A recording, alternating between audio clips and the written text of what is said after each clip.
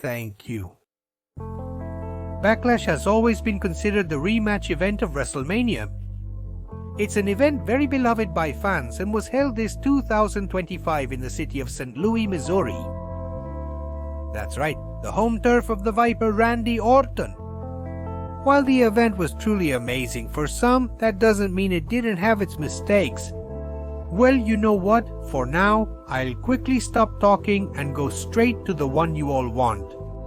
So today, I will present to you 5 mistakes that occurred at Backlash 2025. Number 5. Pat McAfee's anxiety. Pat McAfee had to face off in a singles match against Hunter at Backlash. The ring general attacked McAfee and his broadcast partner, Michael Cole, after WrestleMania. Not much was expected from the match. It wasn't even expected to be competitive. Instead, everyone expected Gunther to demolish his opponent in record time. However, McAfee managed to land several punches and even made a count. In the early exchanges of the fight, McAfee apparently lost his head and anxiety played against him, as he made an embarrassing move that did not turn out well for him at all. He tried a springboard and ended up touching the third rope. He was finally able to land well, because otherwise he would have ended up falling face first to the ground. Fortunately, he was able to quickly get out of this problem and continue with the fight.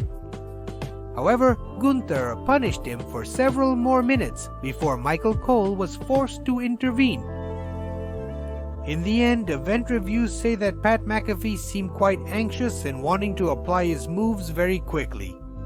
So maybe that played quite against him in this match. Number 4.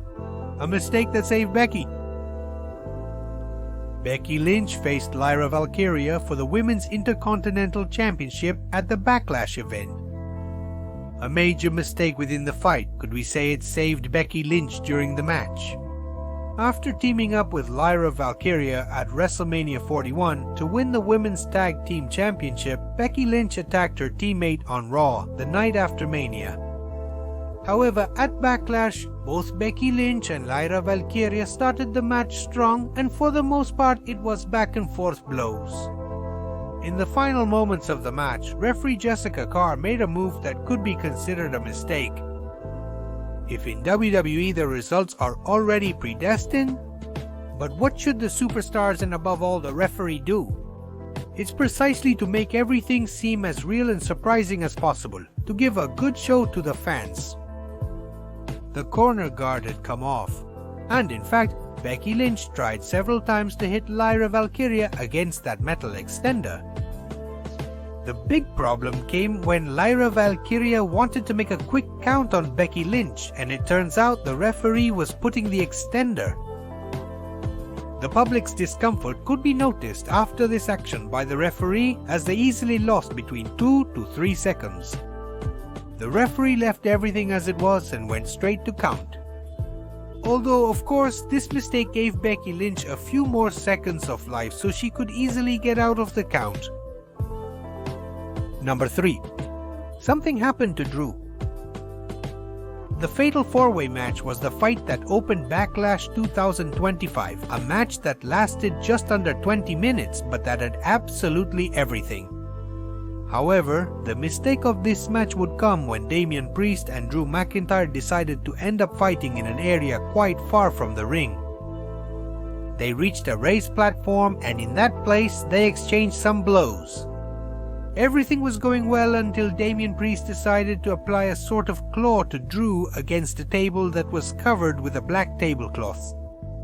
When he applied it, Drew McIntyre quickly grabbed his head. The audience that was close to the action had a quite strong collective exclamation. We, through the television, didn't manage to see well what was there precisely. I don't know if perhaps the edge of the table contained some harmful material, or who knows. The officers quickly went to check it while it was on the floor, but the fight continued as it was. What we did find out thanks to a WWE video is that McIntyre arrived backstage quite dejected, in a lot of pain and walking with the help of others because he couldn't do it properly. It is said that this apparently is serious and that it could perhaps bring some more serious complication for Drew McIntyre. Number 2. A mistake in the preview. Michael Cole is a veteran of WWE broadcasts. But did you know that even the most experienced professionals can have a bad night? Or more accurately, a mistake? During the Backlash pre-show, Michael Cole made a notable mistake while talking with Big E and Wade Barrett.